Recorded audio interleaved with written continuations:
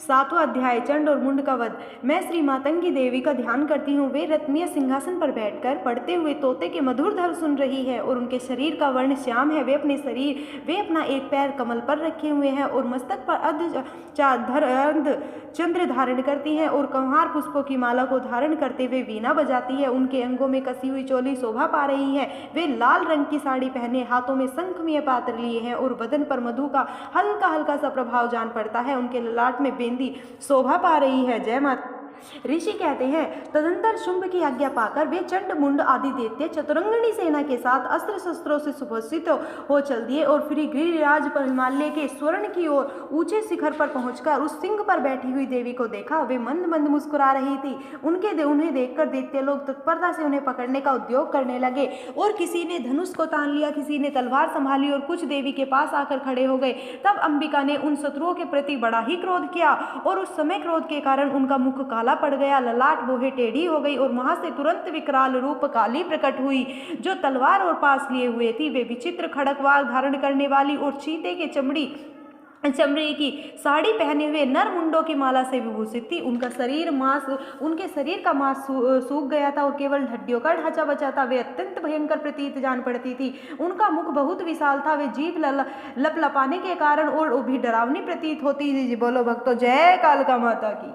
उनकी आंखें भीतर को धसी हुई और कुछ लाल थी। वे अपने भयंकर गर्जना से संपूर्ण दिशाओं को गुजार रही थी। बड़े बड़े दैत्यों का वध करती हुई वे कालिका देवी बड़े वेग से दैत्यों की सारी सेना पर टूट पड़ी और सबका भक्षण करने लगी। वे पार्श्व राक्षसों के अंकुशधारी महावतों और योद्धाओं के घंटा सहित कितनों ही हाथियों को एक ही हाथ में पकड़कर अपने मुंह में डाल लेती थी। इसी प्रकार घोड़े, रथ और सारथियों के साथ सभी सेना के सैनिकों को मुंह में डालने के कारण बड़े ही भयानक रूप से चबाती थी। किसी के बाल पकड़ लेती, किसी की गला दबाती और किसी को पैरों से कुचल डालती और कितनों की छाती धक्के से मार कर डालती। वे अश्रुओं के छोड़े हुए बड़े बड़े अस्त्र शस्त्रों को मुंह में पकड़ लेती और रोष में भरकर दांतों में पीस डालती। काली ने बलवान और दुरात्मा दैत्यों की वह सारी सेना रोंद डाली और खाद डाली, कितनों को ही मार भगाया। कोई तलवार के घाट उतर गए, कोई खड़क से पिट गए और कितने ही असुर दांतों के अग्रभाग से कुचल जाने के कारण मृत्यु को प्राप्त हो गए।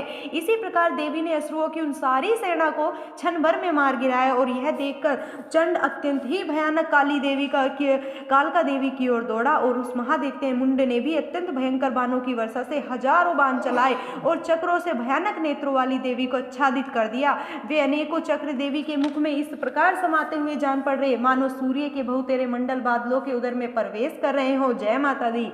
तब भयंकर गर्जना करने वाले काली ने अत्यंत रोष में भरकर विकट अट्टहास किया और उस समय उनके विकराल बदन के भीतर कठिनता से देखे जा सकने वाले दांतों की प्रभा से अत्यंत उज्जवल दिखाई देती थी। देवी ने बहुत बड़ी तलवार हाथों में लिए और हाँ का उच्चारण करके चंड पर धावा किया और उसके केस पकड़कर उसी तलवार से उसका मस्तक काट डाला। जय माता दी।